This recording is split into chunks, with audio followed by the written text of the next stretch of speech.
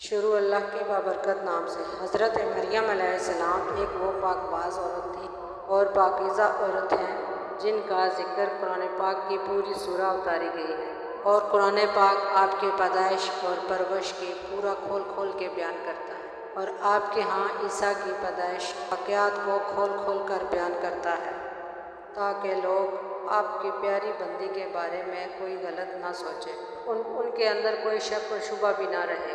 حضرت مریم علیہ السلام حضرت داؤد علیہ السلام کی نسل میں سے ہیں۔ آپ کے والد محترم اس وقت بنی اسرائیل امام نماز تھے۔ آپ کی والدہ محترمہ عابدہ زاہدہ خاتون تھیں۔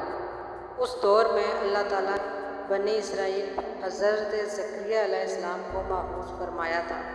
جب حضرت مریم علیہ السلام کی والدہ اولاد نہیں تھی تو انہوں نے اللہ کے نام پر یہ نذر مانی، اگر ان کے ہاں اولاد ہوئی تو بیت المقدس کے لیے وقف کر دیں گی خدمت کے لیے۔ اس وقت کے رواج کے مطابق جو لڑکا اللہ تعالیٰ کی نذر کر دیا جاتا تھا وہ تو شادی نہ کرتا تھا، دنیا میں کوئی اتنا زیادہ مشغول رہتا تھا، صرف عبادت گاہ کی خدمت کرتا اور خود بھی عبادت میں مشغول رہتا۔ حضرت بی بی مریم کی والدہ نے بھی بیٹے عطا کرنے کی رواج کے مطابق دعا کی، اور عبادت گاہ میں تو صرف لڑکوں کو قبول کیا جاتا ہے اور لڑکیوں کے لیے یہ اجازت نہیں تھی۔ جب بیٹے کی جگہ بیٹی پیدا ہوئی، ان کی والدہ کو فکر ہو گئی کہ یہ نذر تو قبول نہیں ہوگی، دستور کے مطابق لڑکی تو عبادت گاہ میں نہیں جا سکتی۔ اسی کشمکش میں اللہ تعالیٰ سے یہ دعا کی کہ اے رب، اے اللہ، کہ میں نے تو لڑکے کی دعا کی تھی، لیکن جو اللہ تعالیٰ کی مرضی ہے اللہ تعالیٰ نے وہی دیا مجھے۔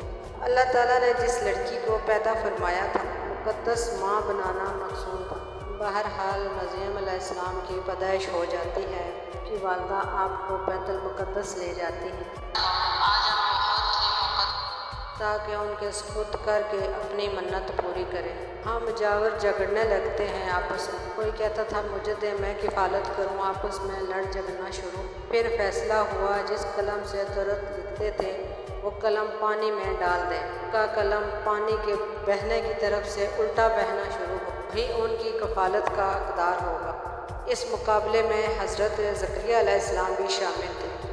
ان کی قلم کو اللہ تعالیٰ نے الٹی طرف بہاؤ شروع کر دیا اور ان کی پرورش کے حقدار ہو گئے۔ وہ اس بات کے مطابق حضرت زکریا علیہ السلام کو سونپ دی۔ حضرت زکریا علیہ السلام کی بیوی مریم علیہ السلام کی خالہ لگتی تھی، اس لیے ان سے بڑھ کر ان کی پرورش اور کوئی نہیں کر سکتا تھا۔ اسی طرح مریم علیہ السلام بیت المقدس میں رہائش پذیر ہو گئی۔ ان کے لیے ایک کمرہ مخصوص کر دیا گیا۔ اس کمرے میں حضرت زکریا علیہ السلام کے علاوہ اور کوئی نہیں جا سکتا تھا۔ آپ دن رات اللہ تعالیٰ کی عبادت میں مشغول رہتی تھی۔ جب بھی حضرت زکریا علیہ السلام آپ کے پاس آتے وہ بہت ہی حیران ہوتے، کیونکہ آپ کے پاس بے موسم پھل موجود ہوتے تھے، گرمیوں کے پھل سردیوں کے موسم میں اور سردیوں کے پھل گرمیوں کے موسم میں آپ کے حجرے میں موجود ہوتے تھے۔ حضرت زکریا کی حیرت بجا موجود تھی۔ حضرت مریم علیہ السلام سے پوچھا کہ یہ پھل کہاں سے آتے ہیں تمہارے پاس، کون دے کر جاتا ہے آپ کو؟ حضرت مریم پرسکون ہو کر فرماتی ہیں کہ اللہ کے پاس سے آتا ہے۔ اس وقت حضرت زکریا علیہ السلام نے اپنے وارث کے لیے دعا فرمائی۔ آپ کی بیوی بانجھ ہونے کے باوجود معجزہ خداوندی سے کہ ہاں حضرت یحییٰ علیہ السلام کی ولادت ہوئی۔ حضرت مریم کی عظمت اور وسیلت کو بار بار قرآن مجید میں ذکر کیا اور اپنی مومنہ بندی کی پاکیزی بیان کی ہے، پاک دامنی کا اعلان کیا ہے۔ حضرت بی بی مریم کی جب تقریباً عمر 15 سال ہوئی، ایک فرشتہ نمودار ہوا مرد کی شکل میں۔ ان کو دیکھ کر وہ خوفزدہ ہو گئی، وہ اپنی عظمت کے لیے فکر مند ہو گئی۔ ان کے چہرے پر تقویٰ کے نمایاں آثار تھے اور اپنی حفاظت کے لیے خود کو اللہ کی پناہ میں دے دیا۔ یہ ایک عفت اور پاک بازی کا امتحان تھا۔ اللہ تعالیٰ کے خاص بندوں پر خاص ہوتا ہے امتحان۔ آپ نے اس شخص سے کہا کہ آپ چلے جاؤ یہاں سے۔ ان کی پریشانی دیکھ کر نوجوان نے کہا کہ گھبرانے کی ضرورت نہیں، میں انسان نہیں ہوں، میں اللہ تعالیٰ کا بھیجا ہوا ایک فرشتہ ہوں۔ آنے کی وجہ بتاتے ہوئے فرشتے نے کہا کہ آپ کو پاکیزہ اور مسعود ایک بچہ مدد کی خوشخبری دینے آیا۔ حضرت مریم علیہ السلام کو بہت ہی اس بات پر تعجب ہوا۔ وہ بولی کہ یہ کیسے ممکن ہے، کیونکہ وہ شادی شدہ نہیں تھی۔ فرشتے نے کہا کہ اللہ تعالیٰ نے آدم علیہ السلام کو ماں اور باپ کے بغیر پیدا کیا گیا تھا۔ فرشتے نے کہا کہ اماں حوا کو مرد کے وجود سے پیدا کیا گیا ہے۔ حضرت مریم جب حاملہ ہوئی تو ایک بہت ہی دور جگہ چلی گئی۔ اس بارے میں یہ قصہ کئی بزرگوں میں ذکر آیا ہے۔ جب آپ کا حمل ظاہر ہوا، بنی اسرائیل کے عابد اور منور رشتے میں آپ کے خالہ زاد بھائی تھے، آپ سے پوچھا کہ اے مریم، بیج کے بغیر کھیتی اگتی ہے؟ سے مریم علیہ السلام نے جواب دیا، جی ہاں، بتاؤ کہ سب سے پہلے کس نے کھیتی کو پیدا کیا؟ پھر پوچھا کہ کیا بغیر مرد کی اولاد ہو سکتی ہے؟ تو کہا ہاں، آدم علیہ السلام کو بھی اللہ تعالیٰ نے پیدا فرمایا۔ پھر انہوں نے کہا کہ اچھا، اپنی خبر دو۔ پھر مریم علیہ السلام نے کہا، اللہ تعالیٰ نے مجھے خوشخبری دی ہے اپنی طرف سے ایک نشانی، جس کا نام بن مسیح عیسیٰ بن مریم ہوگا، دنیا میں صاحب مرتبہ ہوگا اور آخرت میں بھی، اور لوگوں سے بچپن اور بڑھاپے میں کلام کرے گا۔ محمد بن اسحاق فرماتے ہیں کہ حضرت مریم کی حاملہ ہونے کی خبر بنی اسرائیل میں عام ہو گئی تو بہت سے افراد نے حضرت زکریا علیہ السلام کے گھر آنا جانا بند کر دیا۔ مریم علیہ السلام پر الزام اور بہتان لگانے لگے۔ حضرت مریم نے لوگوں سے علیحدگی اختیار کر لی اور لوگوں سے علیحدگی اختیار کر کے دور تنہائی میں چلی گئی۔ آپ کو حمل کا درد شروع ہوا تو کھجور کے درخت کے نیچے آپ بیٹھ گئی، اس کا سہارا لے کر۔ درد سے بے چین اور بدنامی کا خیال، آخر گھبرا کر کہنے لگی کہ کاش میں پہلے ہی مر گئی ہوتی، بھولی بسری ہو گئی ہوتی۔ سروسامی میں اس مشکل کی گھڑی میں اللہ تعالیٰ کے حضرت مریم کے قدموں ایک نہر جاری کر دی۔ خدا آئی کہ پانی پیو اور کھجور کھاؤ، تمہارے جسم کو قوت پہنچے، تو پھر اپنی اولاد کو دیکھ کر اپنی آنکھوں کو ٹھنڈک پہنچاؤ۔ اسلام ماننے سے بولنے سے پہلے روزہ رکھنا ہوتا تھا، یعنی صبح سے لے کے رات تک کسی سے بات نہ کرنا۔ بعد میں یہ حکم منسوخ ہو گیا۔ حضرت مریم علیہ السلام کی پریشانی دور کرنے کے لیے یہ کہا گیا تھا، تم سے کوئی بھی اس بچے کے بارے میں پوچھے کہ میں نے چپ کا روزہ رکھا ہوا ہے، اشارے سے بتا دینا۔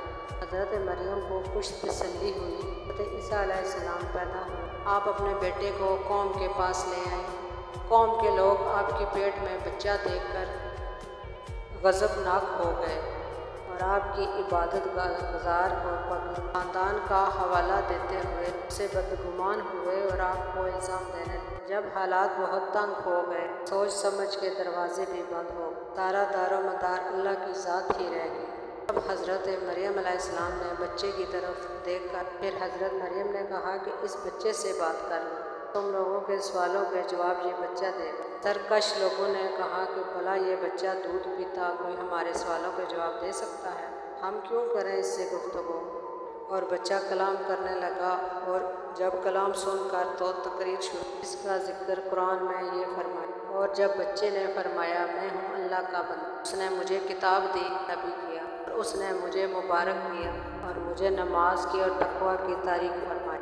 جب تک میں جیوں اپنی ماں سے اچھا سلوک کروں، اور سلامتی ہے مجھ پر جس دن میں پیدا ہوا اور جس دن میں مروں اٹھایا جاؤں گا۔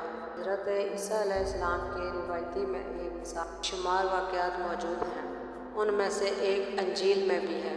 سارس کے بادشاہ نے ایک آسمان پر روشن ستارہ دیکھا تھا، نجومیوں سے فریاد کیا، پوچھا، انہوں نے بتایا کہ اس ستارے کا طلوع کسی عظیم اور شان کسی ہستی کی پیدائش کی بشارت دیتا ہے، ملک شام میں پیدا ہوگا۔